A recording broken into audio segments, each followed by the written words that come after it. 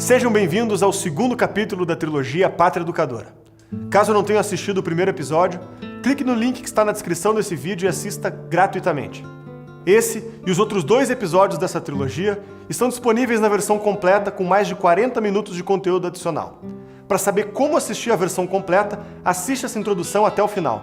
Quero lembrar vocês que esses 2 primeiros episódios são a pavimentação do terceiro filme, Guerra contra a Inteligência, onde vamos fazer uma denúncia contundente ao sistema de ensino brasileiro, mostrando por que estamos nos últimos lugares nos rankings educacionais.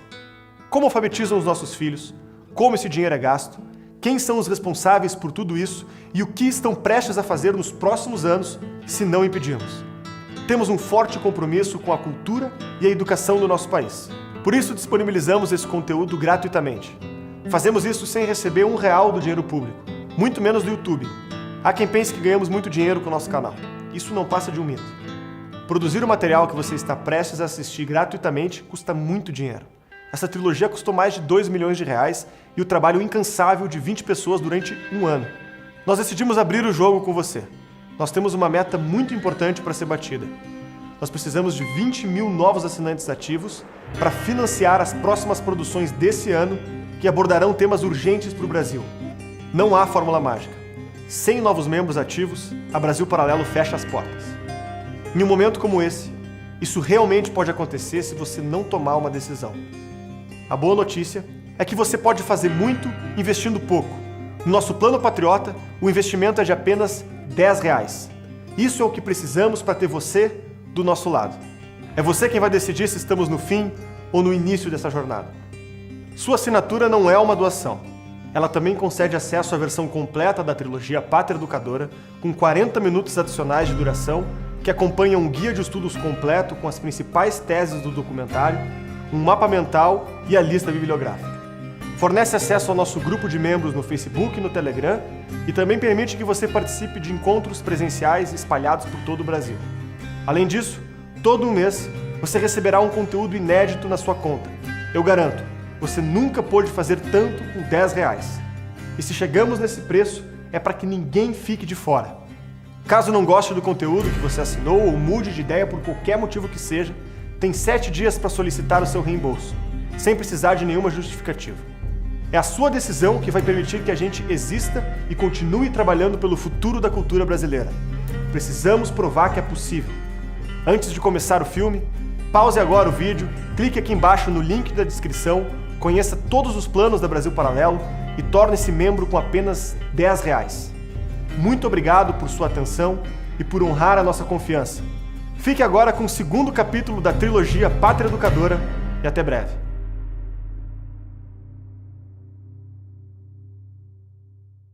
Eu estou absolutamente feliz por estar vivo ainda e ter acompanhado essa marcha da vontade amorosa de mudar o mundo, marcha dos reprovados, marcha dos que se rebelam, marcha dos que querem ser e estão proibidos de ser.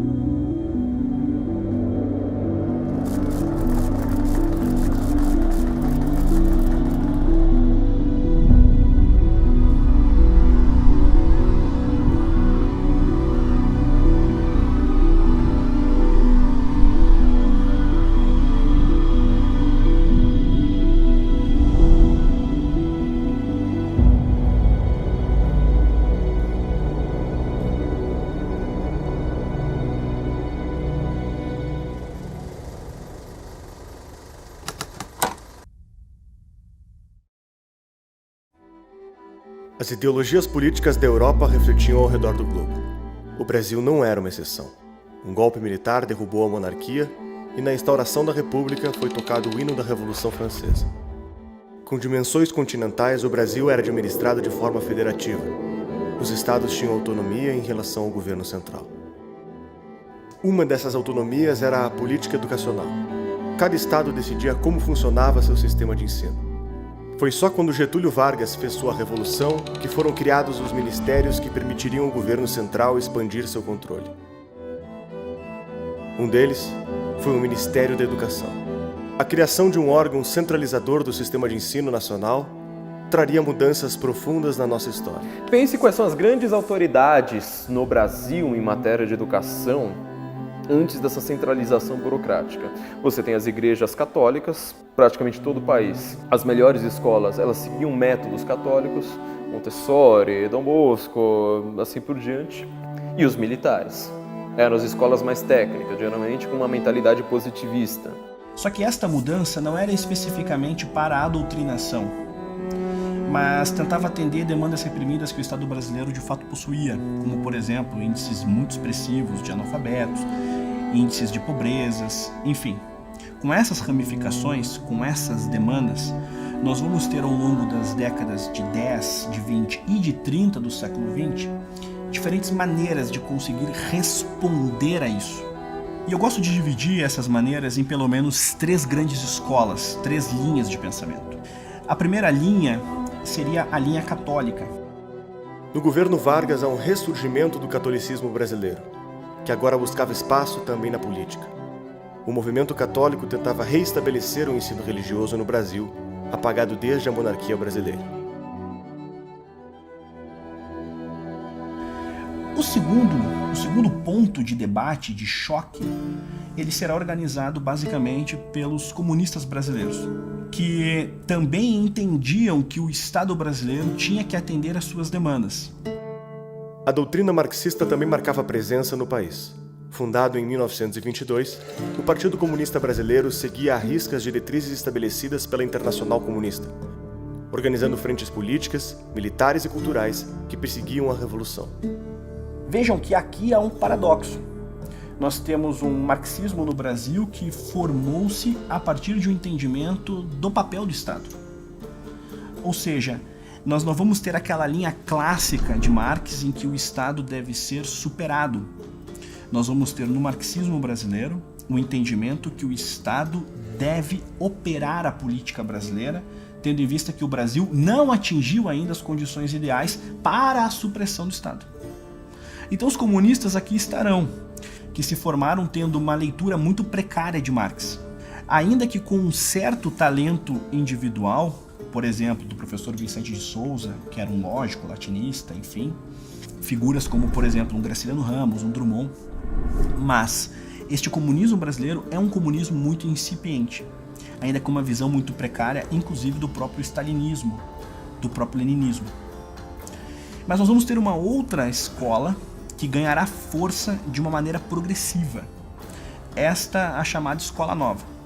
A democracia precisa renascer a cada geração, e a educação é a sua parteira. As antigas ideias de Hegel, de uma filosofia com forte presença do Estado, exerceram profunda influência no mundo todo. Um dos casos mais importantes é o do americano John Dewey, fundador da pedagogia da Escola Nova e entusiasmado leitor de Rousseau, Kant e Hegel. Suas propostas baseavam-se numa educação pública, gratuita e laica, que prepara o país para o mercado de trabalho.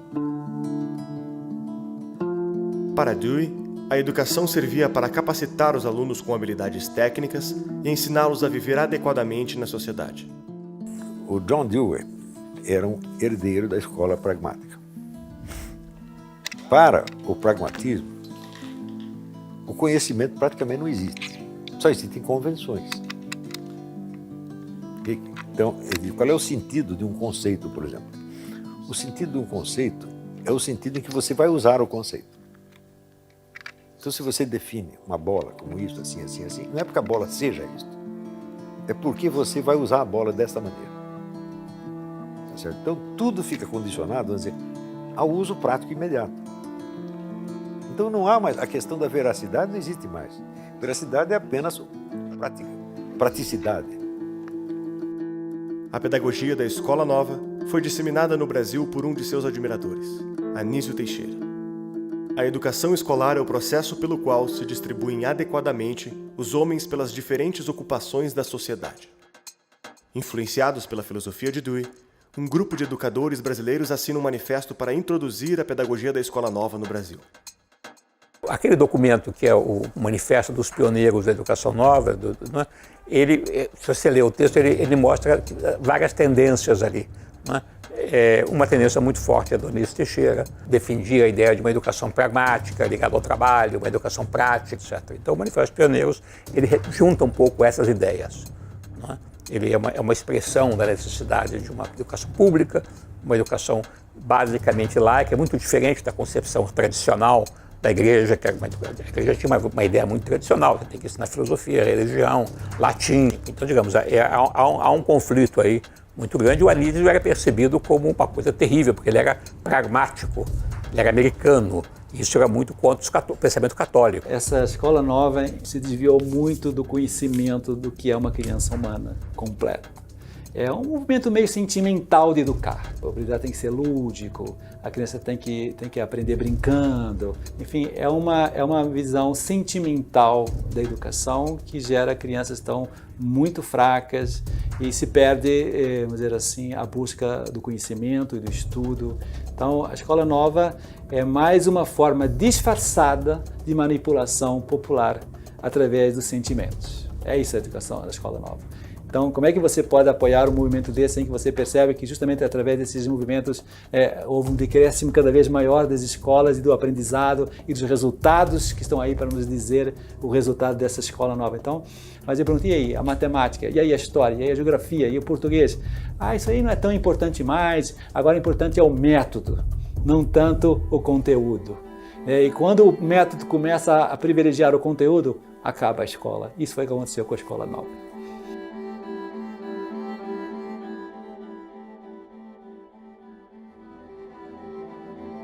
Então, nós vamos ter essas três linhas. A linha católica, a linha comunista e a linha da escola nova. Estas três linhas protagonizarão aí, pouco a pouco, com uma ou outra mudança dentro de suas linhas, digamos, norteadoras, incipientes, as suas premissas intelectuais, todos os debates, as discussões sobre o papel do Estado dentro da educação brasileira. Mas note, todas elas defendiam o papel do Estado. Eu acho que o contexto importante da criação do Ministério da Educação é um acordo que o governo de Vargas faz com a Igreja Católica, no sentido de que a Igreja Católica ia assumir o controle da educação e, então, ela ia dar o apoio para o governo. O Getúlio Vargas ele precisava fazer uma concessão aos católicos. Os católicos eram a imensa maioria no Brasil e eles poderiam pôr o governo abaixo e o que ele mais entendia era de se manter no poder, né? Era o forte dele. Então ele convida um católico de um movimento intelectual católico, Gustavo Capanema, para fazer parte do Ministério da Educação. Capanema é, até hoje, o ministro da Educação mais longevo de nossa história. E não há como falar sobre o Ministério da Educação sem falar de Gustavo Capanema. Capanema, quando ele assume, ele encontrou algumas demandas que eram necessárias. A primeira era de como inserir intelectuais que estavam em oposição ao período Vargas dentro da política. Então, Capanema, que vai ter uma amizade de longa data com Drummond, irá chamar Drummond para trabalhar dentro do, então, novo Ministério da Educação. Convidará também Graciliano Ramos para trabalhar, convidará Portinari para trabalhar, enfim, comunistas clássicos do Brasil com os seus diferentes trabalhos artísticos. Eles irão conseguir atender essas demandas desses grupos bem heterogêneos. Por exemplo, o ensino religioso de fato irá voltar. Nós vamos ter, por exemplo, uma liberdade de ensino que atendia muitas das demandas dos comunistas. Nós vamos ter uma presença de um ensino técnico, como, por exemplo, atendia uma das demandas de Anísio Teixeira da Escola Nova. Ele conseguia ter esse tipo de desenvolvimento. Ele se mantém no Ministério da Educação até a saída de Getúlio Vargas, nessa primeira transição, até assumir Dutra. Quando o governo JK e mais na sequência o governo Jango se consolidam dentro do aparelho estatal, mudarão apenas os atores. Mas o teatro, de fato, ele estará ali, devidamente armado. Por exemplo, sairá Pedro Calmon e entrará a posteriori Darcy Ribeiro. Entrará a posteriori Paulo de Tarso. Mas o aparelho estatal, de fato, ali está. E é interessante citar, por exemplo, Paulo de Tarso, porque Paulo de Tarso, desfrutando de um aparelho estatal que o antecede, foi o ministro da Educação que deu a Paulo Freire a magnitude da experiência de Angicos. Com apenas R$10 por mês você se torna um membro patriota e tem acesso à versão completa da trilogia Pátria Educadora, livre de anúncios e muito mais. Entre no nosso site agora e torne-se membro.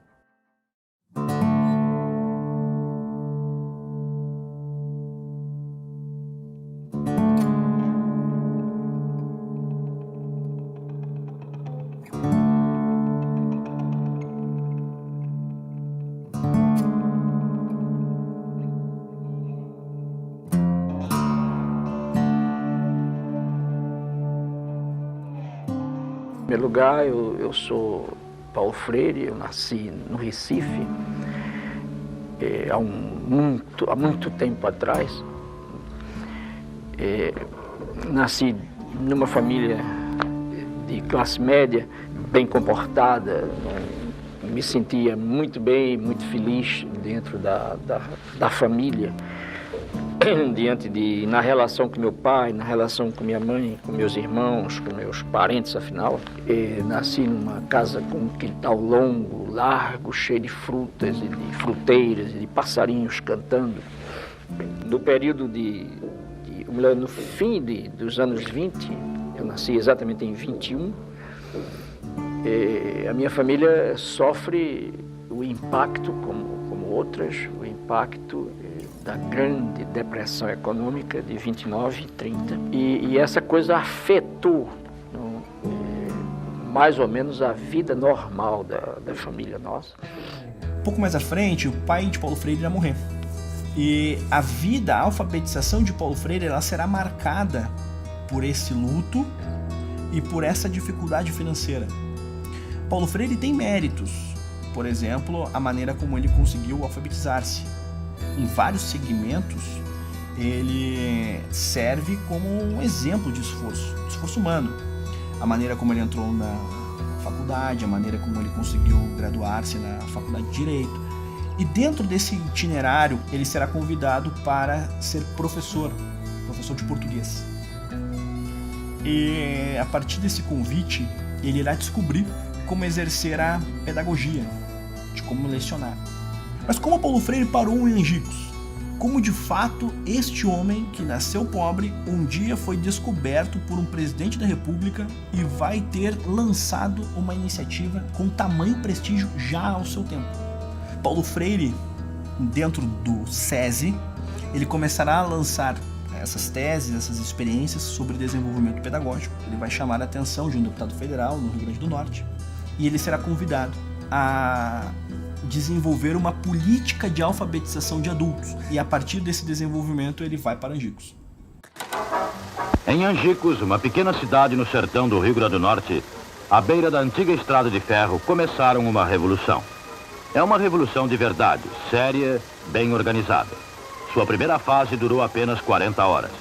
O alvorecer de autêntica reforma de base que está repercutindo em todo o Brasil e que possivelmente logo envolverá o país inteiro. Angicos é uma cidade típica do Rio Grande do Norte, onde mais de 75% dos adultos vivem e morrem na pobreza e no analfabetismo. E entre os restantes, grande parte só sabe ferrar o nome na hora de votar, incapaz de ler o que escreveu. A Revolução de Angicos foi iniciada para acabar com o analfabetismo, o problema básico do Estado. Para tirar do escuro aquela gente, voluntários sacrificaram as férias e o conforto de Natal para começar o processo revolucionário da educação. Vieram ao sertão para ajudar a salvar o Brasil com honestidade.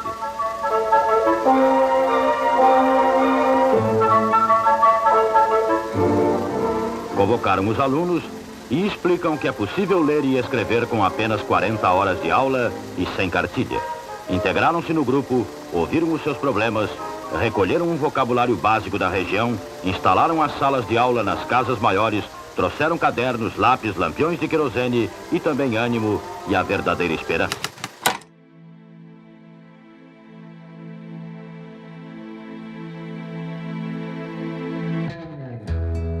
E dentro dessa situação, Paulo Freire vai ter aí alcançado o nível de expressão pública em 63 e 64, que já o tornara de fato um protagonista da política brasileira. Porque note, o que é interessante é que na abertura de Angicos, o governador do Rio Grande do Norte lá estará, e no encerramento da experiência de Angicos nós vamos ter todos os governadores do Nordeste, mais a presença de João Goulart e também a presença de Castelo Branco, general, próximo presidente do Brasil. Ele, de fato, estará também na experiência de Angicos. Nós temos ali o aparelho estatal já constituído e início do ano de 64, em janeiro, a consolidação do chamado Plano de Alfabetização embasado nas teses de Paulo Freire. Castelo Branco viu isso e já atento não só à Política Nacional de Educação do governo Jango, desenvolvida em janeiro de 64, mas ele já percebeu, aqui nós temos um problema. E eu sou, então, afastado da minha atividade da universidade, sou preso, afinal de contas me aposentam quando eu não tinha nem tempo de serviço, nem doença, nem queria me aposentar, e eu fui aposentado sem consulta nenhuma. A ditadura considerou, a ditadura militar de 64, considerou, e não só considerou, mas disse por escrito, publicou, que eu era um perigoso subversivo internacional, um inimigo do povo brasileiro e um inimigo de Deus. Quer dizer, ainda arranjaram essa carga para mim de ser inimigo de Deus. Há um Paulo Freire que eu tendo a respeitar, tendo a entender melhor. É o Paulo Freire do começo de sua trajetória. Eu imagino que alguém com o perfil dele, vivendo onde viveu, convivendo com as lideranças políticas, conviveu no ambiente político e social e econômico do Nordeste brasileiro, com a presença de líderes de esquerda que foram significativos no seu tempo. Então eu não me surpreendo que alguém com a formação dele se deixasse seduzir pelo ambiente político da época, não é, para tomar um rumo à esquerda.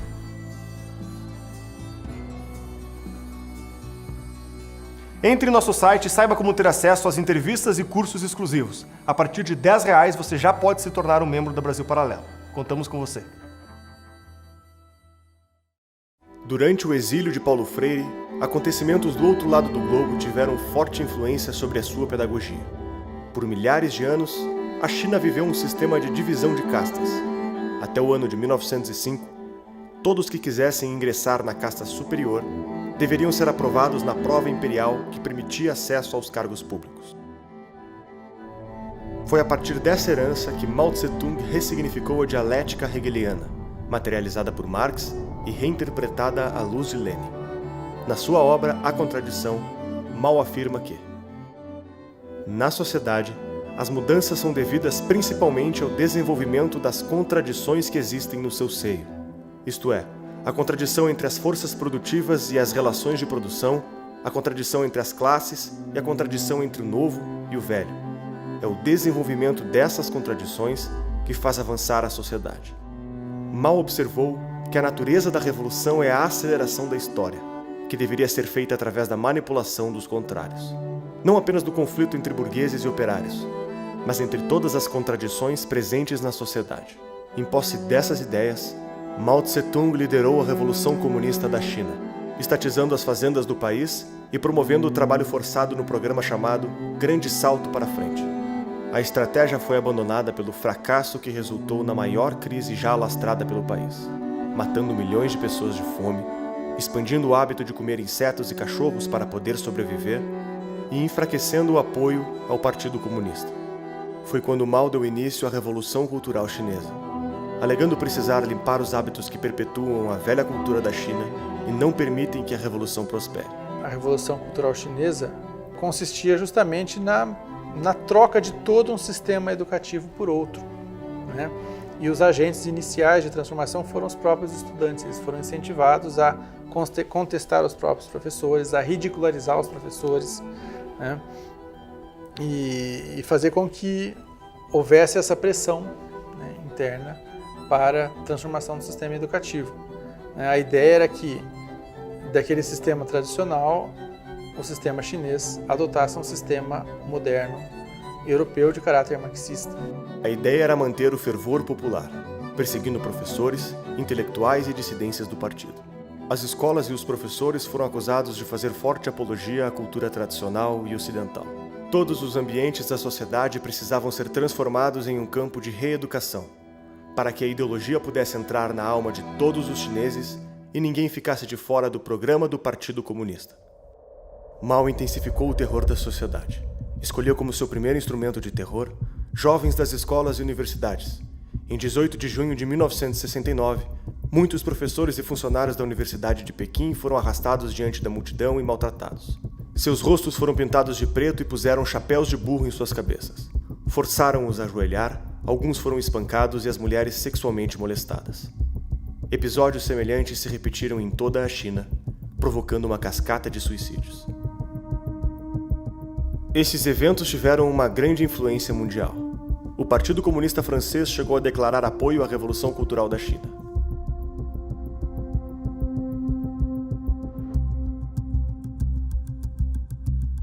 A ideia de uma revolução cultural já vinha sendo gestada no movimento comunista desde o final da década de 20, quando pensadores começaram a observar os rumos da ditadura stalinista na União Soviética e repensar o marxismo.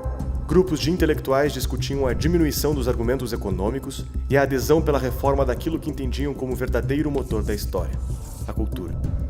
Com a disseminação da Revolução Cultural Chinesa, essas ideias ganharam exemplos práticos e entusiasmaram parte da intelectualidade europeia. A França vivia a década do pós-guerra e seu presidente sofria duro enfrentamento da oposição socialista. Foi em 1968 que a história da educação marxista sofreu seu ponto de inflexão.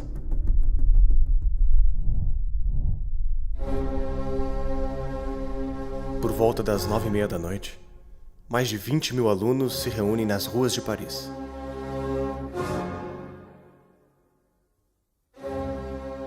O clima de revolta insufla os ânimos.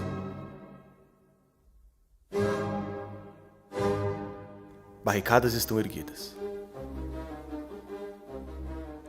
A polícia ronda os estudantes.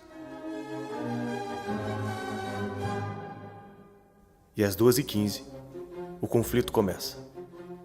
Gás lacrimogêneo, coquetéis Molotov e pedras voando transformaram a noite das barricadas em um marco histórico.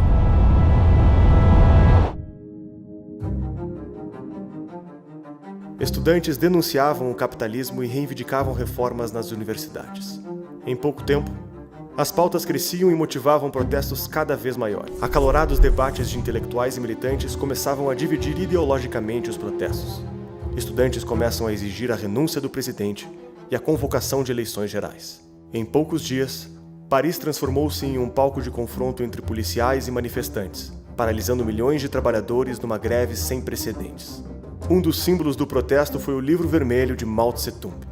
Estudantes inspiravam-se na Revolução Cultural Chinesa, onde o governo usou massas de jovens como tropa de choque contra os adversários do regime. Os acontecimentos tornaram-se um marco histórico, amplificando a ideia de que a verdadeira infraestrutura da sociedade não era os modos de produção, mas a cultura, que seria a nova linha de frente do movimento socialista. Eu era professor em Nanterre, em 1968. Eu era professor do Combandi, que hoje é deputado pelos Verdes na Alemanha. Ele foi o símbolo daquele negócio, ele e outros lá, daquele negócio. Aquilo me chamou muita atenção, porque de alguma maneira ali você via uma sociedade que queria mudar e não era em função do que nós tínhamos aprendido a vida inteira, só da luta de classe, como motor da história. Ali era uma crise, ao mesmo tempo, havia luta sindical e tal, mas era ao mesmo tempo uma crise cultural, existencial. Eu estava vindo do Chile naquela época, onde era Guevara que predominava, né, guerrilha, o anti-imperialismo, a luta de classe. E na Terra não era nada disso, é proibido proibir. O amor é livre. eram temas existenciais. E nos desfiles pelas ruas de Paris, andavam com a bandeira negra. A bandeira negra é a bandeira anarquista. Eles nem sabiam o que era.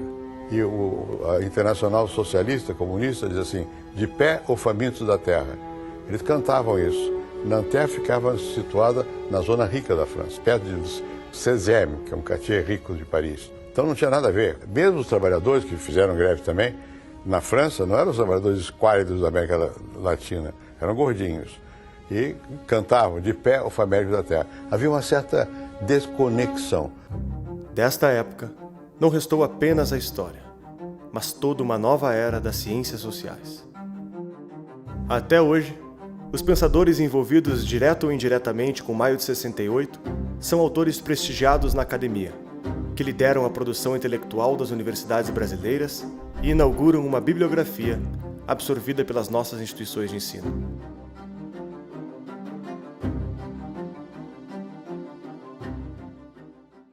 The sign of success of 68 is that invisible. We don't even perceive it as 68. It's simply part of our customs. The other thing is that 68 was the last big attempt of questioning the fundamentals of our way of life, like, is capitalist system the ultimate horizon? 68 was the last moment when people, not just 10 surviving Marxist dinosaurs, were asking this question. 68 fue un movimiento anárquico de destrucción de la autoridad, de las jerarquías, en nombre de un ideal que parecía muy generoso, que era la igualdad, ¿no? Había que respetarlo todo, había que desaparecer toda forma de jerarquías que estableciera una superación, una discriminación, una calificación de las culturas o de los saberes. Pero ese ideal generoso, ¿en qué se ha traducido? Se ha traducido en una confusión en la que ya es muy difícil hacer ningún tipo de calificación o clasificación de la obra artística, por ejemplo, pero también de los sistemas de pensamiento e incluso de los valores morales, de los valores cívicos.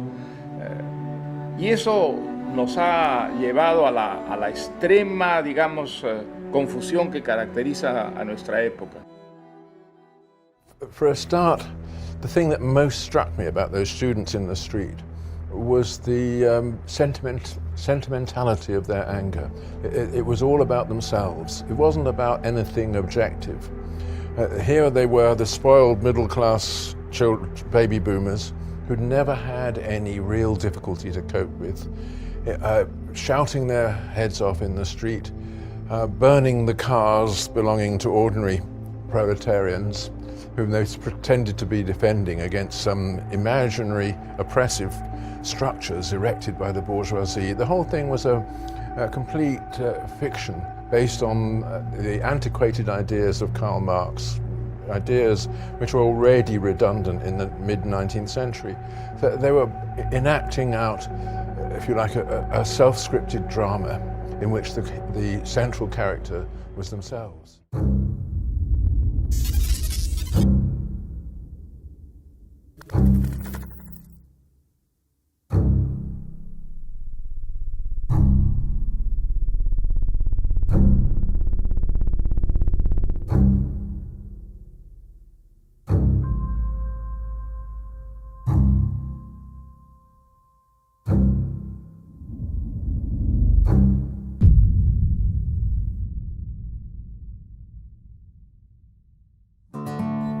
Na verdade, a primeira vez que eu li Paulo Freire foi no intercâmbio que eu fiz no Japão. E era uma professora americana que dava uma matéria de educação e ela recomendou que a gente lesse o Pedagogy of the Oppressed.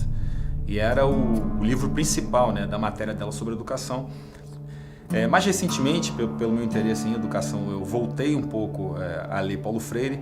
E o que me chocou dessa vez é que o Paulo Freire é completamente honesto, aberto e explícito acerca da politização da sala de aula. As pessoas não têm noção do que é verdadeiramente a obra de Paulo Freire. O Paulo Freire ele é um desses símbolos, né, um desses intelectuais que acabou virando uma bandeira e as pessoas olham para o Paulo Freire e imaginam o que elas querem imaginar. Como ele sempre disse, ele nunca teve a pretensão de ser original. Então, ele consolidava experiências pedagógicas de diferentes tempos, de diferentes pedagogos. O método Lauba, que nós vamos ter a presença de Anísio Teixeira dentro de seus ensinamentos, nós vamos ter uma leitura de Sartre, desses movimentos e desses intelectuais que conseguiram alcançar alguma espécie de prestígio em nível mundial. E Paulo Freire será um leitor voraz desses homens e aplicará ao seu modo uma leitura de um marxismo um tanto quanto vulgar. Ele vai substituir o oprimido do processo do trabalho e irá entender o aluno como aquele que está oprimido dentro do processo de alfabetização. As pessoas tendem a achar que Paulo Freire é simplesmente uma pessoa generosa, que se importa com os alunos, que se importa com a autonomia do pensar, que se importa com a conscientização, né? E tomadas assim soltas, ninguém é contra isso, né? Ninguém é contra a conscientização, ninguém é contra a autonomia do aluno. Mas quando você vai analisar a obra do Paulo Freire, você vê que ele não fala de uma conscientização qualquer. Ele não quer realmente uma conscientização do aluno para que o aluno, com autonomia, possa formar sozinho a sua própria visão de mundo. Ele não quer isso.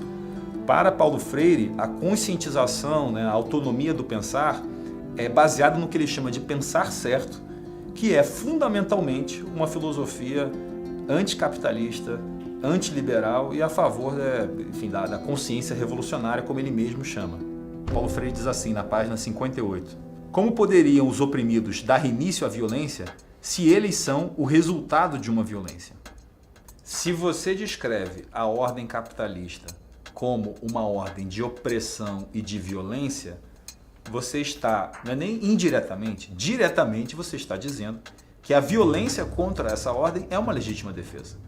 E na página 233, que para mim é uma das frases mais macabras de Paulo Freire, ele diz assim: a revolução é biófila, é criadora de vida, ainda que, para criá-la, seja obrigada a deter vidas que proíbem a vida. Então a revolução ama a vida, mas de vez em quando você precisa tirar umas vidas. Mas não é qualquer vida, só que proíba a vida. E quem vai dizer? A revolução. Por isso que eu chamo a pedagogia do oprimido como mini manual do guerrilheiro educador. Porque é Marighella falando. Marighella não escreve, fosse escrever sobre educação, não escreveria diferente. E aí, ele começa a falar do Che Guevara, né, que Che Guevara teve de lidar com isso, né, com pessoas que saíram, desertaram a guerrilha e foram denunciadas. Ele diz assim, na página 231, algumas vezes no seu relato, ao reconhecer a necessidade da punição ao que desertou para manter a coesão e a disciplina do grupo, reconhece também certas razões explicativas da deserção. Uma delas, diremos nós, talvez a mais importante, é a ambiguidade do ser do desertor, né? Essa coisa do cara que quer lutar, mas na verdade tem a sombra do opressor dentro de si próprio, e aí o cara, na verdade, ele não sabe o que ele quer de verdade. Então ele precisa do Paulo Freire, ele precisa dos educadores, ele precisa da liderança revolucionária que vai dizer o que ele precisa. E para dar o contexto desse episódio aqui, que Paulo Freire se refere a Che, né, ele é um episódio da época da guerrilha, em que havia um soldado do grupo de Che Guevara, chamado Mongo, que fugiu, né, que desertou, e aí dois soldados foram mandados para tentar recuperar, resgatar ou encontrar essa pessoa, né? E aí uma dessas duas pessoas quis desertar também e comentou com a outra. E aí essa outra pessoa assassinou essa pessoa que quis desertar, e aí o Che Guevara reúne a tropa para explicar a necessidade de você punir com a morte as pessoas que desertassem a guerrilha.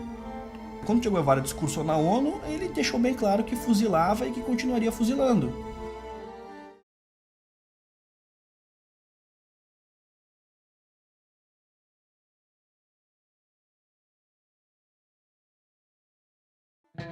Para Paulo Freire, todavia, Che Guevara foi definido como um sinônimo de amor. Isso é muito interessante porque ele com uma formação católica, ele sabia muito bem, que ele não era ignorante nesse aspecto, que Deus se definiu como amor. Nós vamos encontrar em uma das cartas a João que Deus se define como o amor. Se Che Guevara é sinônimo de amor, logo Che Guevara é sinônimo de Deus, Paulo Freire. E uma vez que ele era um neomarxista à brasileira, um marxista vulgar, nós vamos entender que para Paulo Freire a assimilação do marxismo era justamente nesse tipo de característica. Ou seja, uma característica messiânica, em que aqueles que atuam na praxis, eles atuam dotados de poderes que os fazem transcender. Imagina a pessoa que de fato, a pessoa muito machucada pela vida, que trabalhou lá na construção civil, que trabalhou numa fazenda, ela chega para uma escola e ele vai usar justamente os termos ligados à profissão da pessoa para ensinar as palavras. É uma técnica para depois ele ficar dizendo o seguinte: você tem um chefe, você tem alguém interessado, alguém que está te explorando, e ele vai ensinando o marxismo de baixo nível, né? Eu não sei nem se Paulo Freire leu muito Marx, não. O que são as palavras geradoras? Exemplo, eu pego a palavra tijolo e eu coloco em um quadro. Tijolo. E eu começo um processo de apagar sílabas e letras e vou estimulando que os alunos acessem o que está faltando, acessem os sons, enfim. É uma maneira particular de trabalhar a escrita com a leitura e com a memória fotográfica dessas experiências. Só que o método de Paulo Freire ele não para necessariamente na apresentação da palavra geradora. A palavra geradora ela é essencialmente aquilo que parte da realidade do próprio aluno. Mas o método de Paulo Freire ele deve partir da palavra geradora e acessar a conscientização, ou seja, tijolo. Aí você pergunta enquanto professor, o que você faz com tijolo? Aí o seu aluno, por exemplo, ele é pedreiro. E você começa a conversar. E daqui a pouco você está falando sobre salário, o quanto que ele é explorado. Então as palavras geradoras, elas servem para atingir um nível de consciência social. Toda a sua ideia é uma tomada de consciência do mundo. Por isso que ele fala em pedagogia do oprimido. Quer dizer, você precisa ter aquela Klassenbewusstsein, né? A consciência de classe de que fala o Marx. Quer dizer, se você é um proletário, você não está fazendo a revolução porque você tem a ideologia capitalista. Assim que você conscientizar todo o proletário, vai todo mundo pegar a foice e sair degolando o patrão. A revolução será inevitável. Então, dessa maneira, o Paulo Freire constrói essa conexão entre uma atividade que seria meramente pedagógica até o exercício político em sala de aula. E eu acho que, inclusive, daí, é dessa ponte que ele constrói, que vem a grande fama e a grande aceitação do Paulo Freire. O Paulo Freire ele constrói essa estrada para dar legitimidade à politicagem que o educador progressista já queria fazer antes. Ele cria um álibi, ele cria um pretexto para você poder falar de política dentro da sala de aula. Esta dialética partia de um ponto fundamental, a alienação. Este aluno alienado é o aluno que carrega um hospedeiro burguês. E cabe ao professor retirar este hospedeiro, dar consciência para aquele aluno, independentemente da classe social desse aluno. O Paulo Freire introduz o conceito de consciência crítica. E essa palavra crítica vira uma moda. A partir daí você vai vendo as pessoas serem reputadas por inteligentes, gritando, reclamando de problemas políticos. O Adler diz claramente, a crítica é uma terceira etapa. A primeira etapa você tem uma visão panorâmica. Você entende o quadro. A segunda etapa você analisa, você entende partes constituintes, detalhe por detalhe. Só numa terceira etapa você vai criticar. O Paulo Freire, ele vende a ilusão de que basta você entender que alguém te explora e começar a vociferar isso em público que você é inteligente. E aí você vê muita gente ficando crítica, sem ter entendido. O que acontece é que Paulo Freire vai ter uma leitura muito particular de Rousseau, e dentro dessa confusão do Emílio de Rousseau em Paulo Freire, nós teremos, com um pouco mais de Emmanuel Mounier, com este neomarxismo vulgar, uma visão que o professor deve ser um facilitador, não para uma aprendizagem do que há de mais alto, mas para a obtenção de uma consciência social. Se existe alienação, e a escola deve exercer um papel sine qua non para transformar este alienado em agente da praxis, logo este aluno deverá agir na sociedade, seja esta sua família ou ambiente civil, o ambiente público, o ambiente comum. A revolução cultural toma a sociedade em reconstrução em sua totalidade, nos múltiplos quefazeres dos homens, como campo de sua ação formadora. Você vê que a revolução cultural, para reconstruir a sociedade em sua totalidade, isso aqui é o típico pensamento totalitário. Paulo Freire vai ter citado o Mao Tse Tung na Pedagogia do Oprimido, quando ele vai ter ali manifestado certo entusiasmo com práticas da Revolução Cultural Chinesa. A conhecida frase de Paulo Freire, de que não há saberes que sejam definidos como errados, é uma frase que, dentro do conjunto intelectual de Paulo Freire, ela apresenta uma incoerência. Paulo Freire não respeitava os saberes que ele entendia como burgueses. Comportamentos, envolvimentos com certos tipos de artistas. Para Paulo Freire, e ele cita nominalmente Beethoven, Beethoven representa um comportamento burguês. Então, para Paulo Freire, na verdade, há saberes sim que merecem destaque e outros que merecem correção. Esta é a frase correta. Mas pensemos, como é que um pedagogo apresenta que tudo vale? Se todo saber é válido, qual o sentido de um professor? Qual o sentido de você exercer uma pedagogia? A educação paulo-freiriana não aceita que você diga, por exemplo, que o rapaz que fala Flamengo está errado. Né? Você não pode, porque você está impondo a sua cultura classista. Isso é a pedagogia do oprimido. Né? O oprimido é o aluno. Ora, se há um oprimido, tem um opressor. Quem é o opressor? O professor. Então você não tem meios de você se desaculturar. Você fica preso. Apareceu aquele cretino do Marcos Banhos dizendo, não, você ter uma gramática igual para todos é antidemocrático. Bom, é uma gramática para cada classe social. Você aprende aquela gramática, sua classe social fica preso ali o resto da sua vida. Você não consegue falar com o cara da outra classe social. E você cria uma estratificação social hierárquica, invencível, e você acha que isso é democrático? Para mim, isso é o contrário da democracia. O Paulo Freire criou uma estratificação social invencível. Se você nasceu filho de pedreiro, é para você ficar pedreiro o resto da sua vida. Você se inscreve no Partido Comunista e continua pedreiro.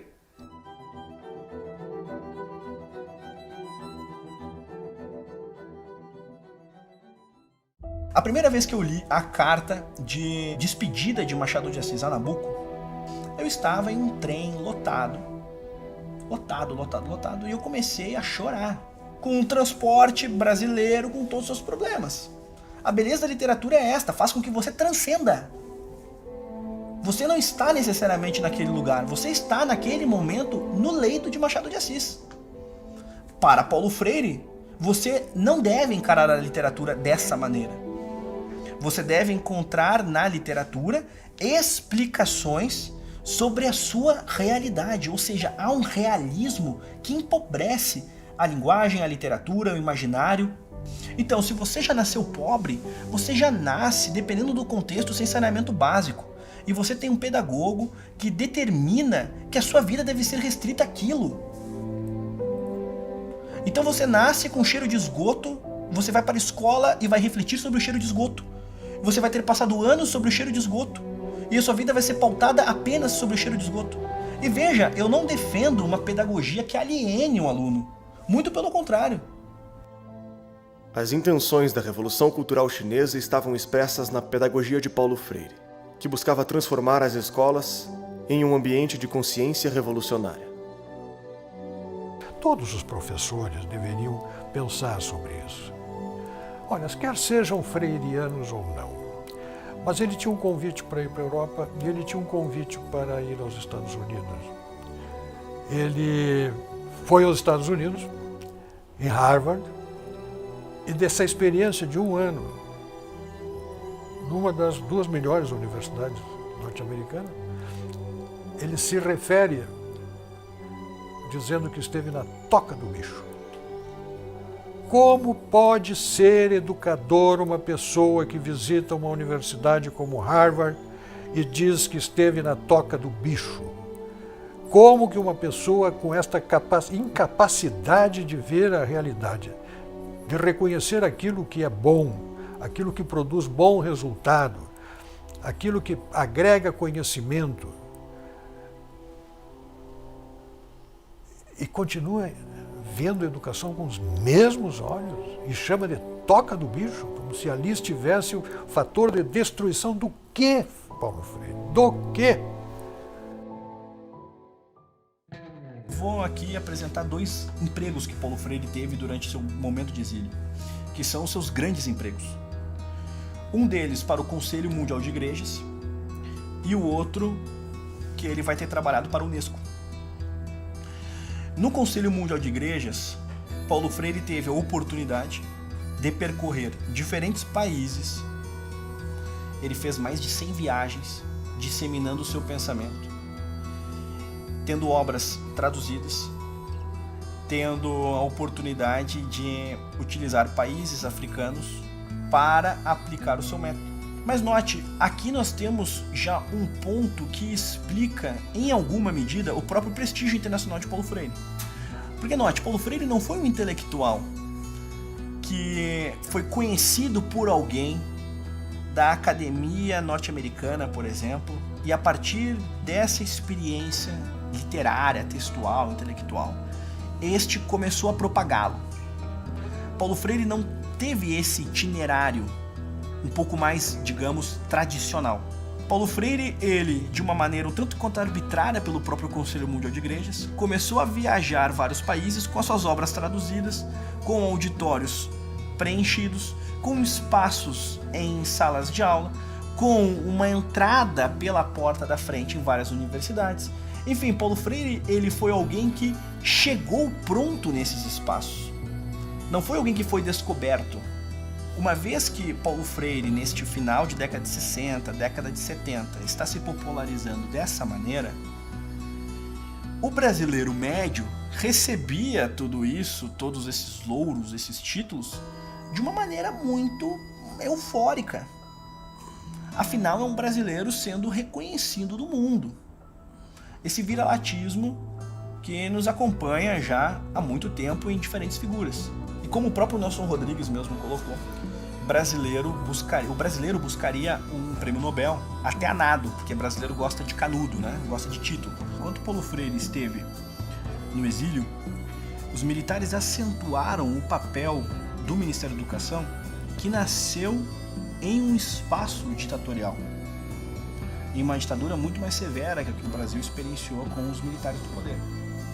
Então aquilo que outrora existiu no aparelho estatal de Getúlio Vargas, com a sucessão do Estado Novo, com a presidência de Dutra e com todos aqueles que vieram na sequência, até chegarmos, por exemplo, em Figueiredo, nós vamos ter um Brasil ainda mais tentacular, inclusive na parte da educação.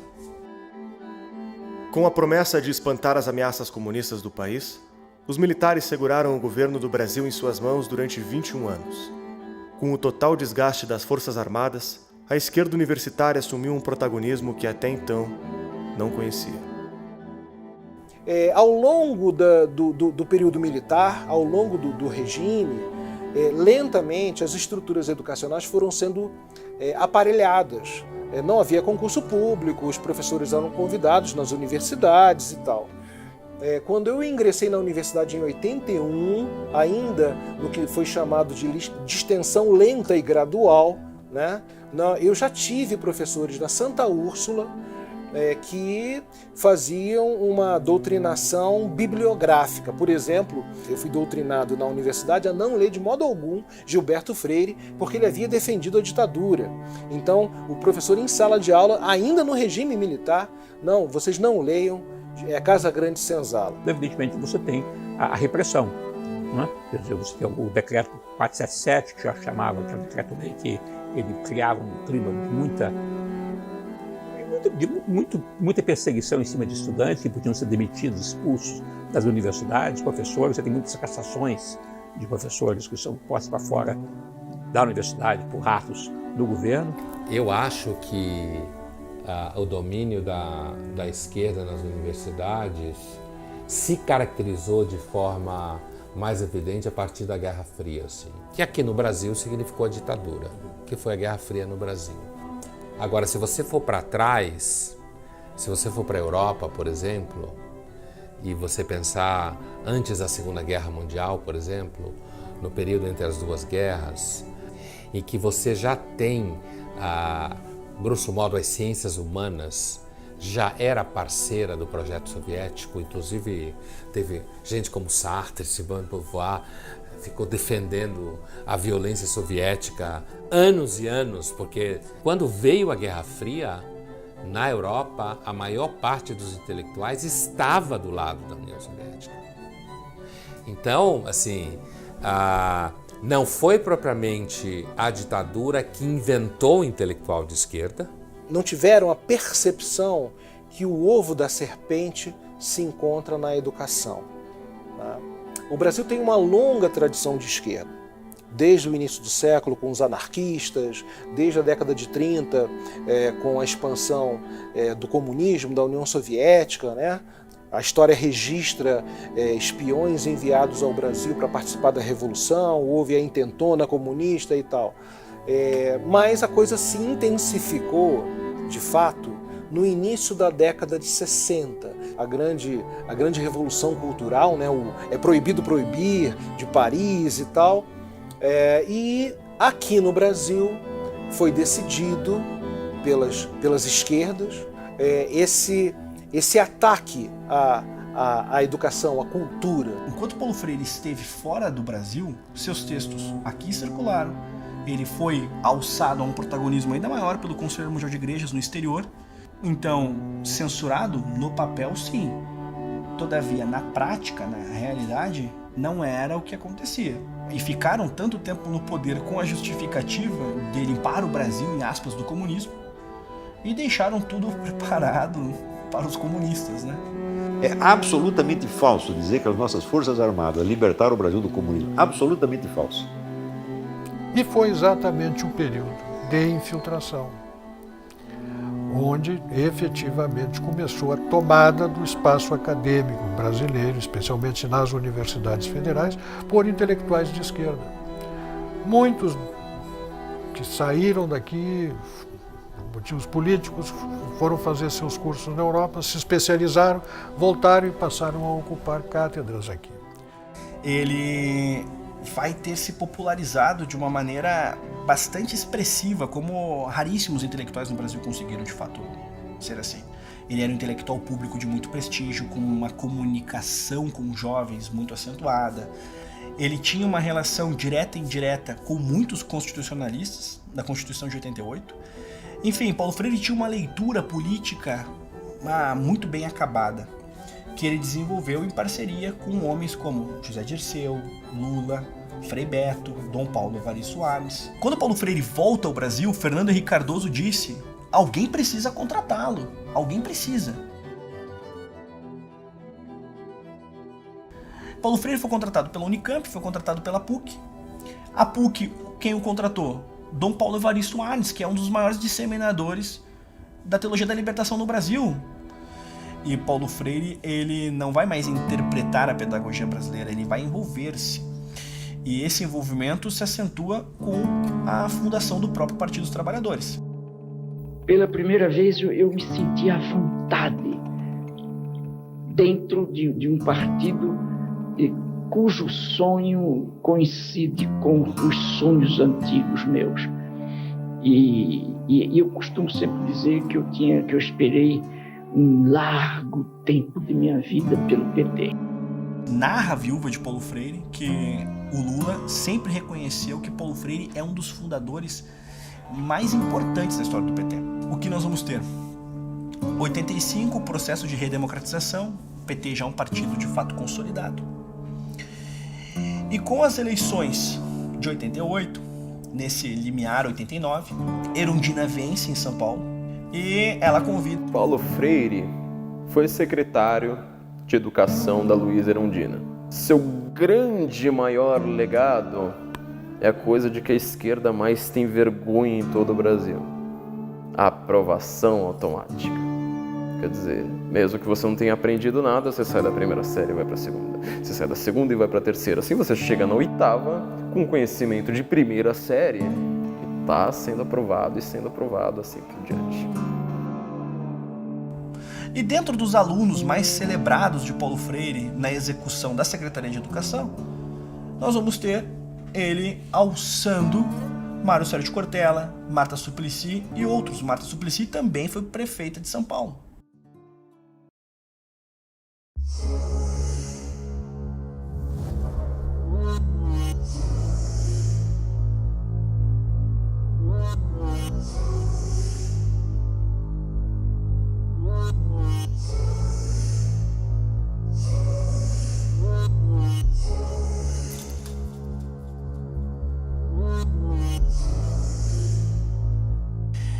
Bem, Paulo Freire morre em 1997 e muito importante que se diga que, diferentemente de outros intelectuais brasileiros, Paulo Freire não se retratou. As posições que ele tinha politicamente, ele basicamente as manteve por inteiro. Nós vamos encontrar em ecos laterais algumas críticas ao stalinismo. Todavia, Paulo Freire morreu entendendo Che Guevara, por exemplo, como sinônimo de amor. Ele morreu entendendo que a Revolução Cultural Chinesa foi uma boa tentativa de aplicação pedagógica. E por que eu digo isso? Principalmente no exemplo de Cuba. Porque Paulo Freire tinha uma viagem marcada em 97 para revisitar Cuba. E a impressão que Paulo Freire tinha em 97, segundo seus próprios biógrafos de maior prestígio, por exemplo, o próprio Sérgio Haddad, Paulo Freire em 97 entendia Cuba como um país sem desigualdade, como um país com excelentes índices em educação, enfim. É claro que as experiências feitas pelos países comunistas simultaneamente desmentiam o discurso. O que eu não entendo é que, passado tanto tempo, esse discurso e essa personagem continue a mobilizar, a inspirar e se tenha transformado em um mito dentro da educação brasileira, um ser quase, uma divindade quase intocável. Não? Escrever contra Paulo Freire suscita iras cósmicas. A última obra escrita por Paulo Freire, ainda em vida, foi Pedagogia da Autonomia, que em um intervalo de menos de 10 anos já ultrapassava quase 700 mil cópias vendidas. Ele diz assim: não posso proibir que os oprimidos com quem trabalho numa favela votem em candidatos reacionários, mas tenho o dever de adverti-los do erro que cometem, da contradição em que se emaranham. Votar no político reacionário é ajudar a preservação do status quo. Sou professor a favor da luta constante contra qualquer forma de discriminação, contra a dominação econômica dos indivíduos ou das classes sociais. Sou professor contra a ordem capitalista vigente, que inventou esta aberração, a miséria na fartura. Ainda nesse tema de que o professor deve trabalhar a conscientização e deve ser o exemplo também dessa conscientização, Paulo Freire diz o seguinte: que podem pensar alunos sérios de um professor que, há 2 semestres, falava com quase ardor sobre a necessidade da luta pela autonomia das classes populares e hoje, dizendo que não mudou, faz o discurso pragmático contra os sonhos e pratica a transferência de saber do professor para o aluno? Vamos analisar. Primeiro ele fala assim: o que os alunos podem pensar de um professor que falava com ardor sobre a necessidade da luta pela autonomia das classes populares? Aí vamos parar aqui. O que o professor está fazendo em sala de aula falando sobre a necessidade de luta das classes populares? Esse é o primeiro ponto, né?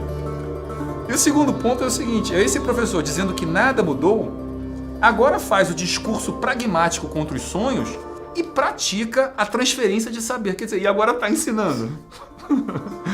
olha assim, a inversão completa. Quer dizer, ele está criticando o professor que resolveu parar de falar de política e ensinar. Se você for ler o Paulo Freire com atenção, né, esses pontos dele, né, de conscientização contra a ordem capitalista, de promoção de consciência revolucionária e tal, esses pontos são tão explícitos, são tão abertos, que você fica pensando assim, por que isso foi dito dessa maneira tão aberta? Né? E eu não tenho certeza sobre isso, mas tem algumas hipóteses. E uma delas é que Até recentemente no Brasil, você praticamente só tinha um consenso de esquerda, né, no meio político e cultural. Então, com isso, muito do que o Paulo Freire fala, eu tenho a impressão de que ele não se via como um ideólogo fanático, como ele realmente é. Ele não se via assim, ele se via simplesmente como o bom senso. Existe a esquerda, que é o bom senso, e existe o resto, que é a malvadez neoliberal, como ele chama, né? Que são os capitalistas, que são os exploradores. O capitalismo mata as pessoas, o capitalismo é a exploração, o capitalismo, né, provoca, vamos dizer, a miséria na fartura, como ele diz. Então, acho que essa é uma hipótese para explicar por que vamos dizer, essa ideologia tão explícita, misturada com o que deveria ser uma proposta pedagógica. Ele em nenhum momento escondeu o que ele pensava.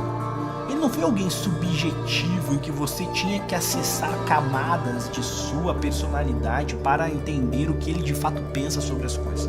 Não, ele foi explícito. E note, Fernando Gabeira, Ferreira Goulart e outros arrependeram-se daquilo que defenderam nas décadas, por exemplo, do período militar, em vários aspectos, e afirmavam que o período militar, vários revolucionários de esquerda queriam o quê? A ditadura do proletariado. Paulo Freire, diferentemente destes homens e de outros, ele em nenhum momento se retratou. Cabe a pergunta: como a pedagogia do oprimido é lida com tamanha apologia a criminosos e as pessoas passam por estes textos de uma maneira tão indiferente? Tão indiferente. Note, você pode até ter uma visão de que o Estado deve participar da educação, que o MEC é fundamental, você pode ter uma visão à esquerda, você pode ter uma visão seja o que for. Agora, você passa impune a um homem que justificava a revolução, que chamava Che Guevara de sinônimo de amor, que justificou a revolução cultural chinesa. Você passa impune por isso? Impune? Coloque-se no lugar de um desses homens que de fato, ao longo das décadas, sofreram com esse tipo de tirania, com essas tiranias. A própria ideia de discutirmos Paulo Freire, ela já é em si um problema. Porque note, ele defendeu genocidas e morreu defendendo genocidas. Ele tem uma escultura ao lado da escultura de Mao Tse Tung. Qual o mérito nisso? Você tem uma escultura ao lado de Mao Tse Tung, e esta escultura é celebrada por muitos freirianos. Eu teria vergonha do meu maior intelectual, do meu símbolo pedagógico, ter uma escultura ao lado de Mao Tse Tung, o maior genocida da história da humanidade. O maior genocida da história da humanidade. Isso é bom de ser dito sempre. E é celebrado como se fosse o maior gênio da pedagogia que o Brasil foi capaz de produzir e ainda é capaz de produzir. Porque ele é tratado de modo quase insuperável. Ouse questioná-lo. Que intelectual é este que você não pode questionar? Que trabalho intelectual é este que você não pode questionar? Paulo Freire questionava Beethoven, questionava Platão, mas o seu pensamento não pode ser questionado. Se fôssemos um país saudável, reitero isso, Paulo Freire não seria debatido. Debateríamos o quê? Entendimentos sobre sistemas pedagógicos, sobre o papel do Estado na educação, enfim, debates elevados sobre temas elevados. Ele é debatido porque somos um país socialmente doente.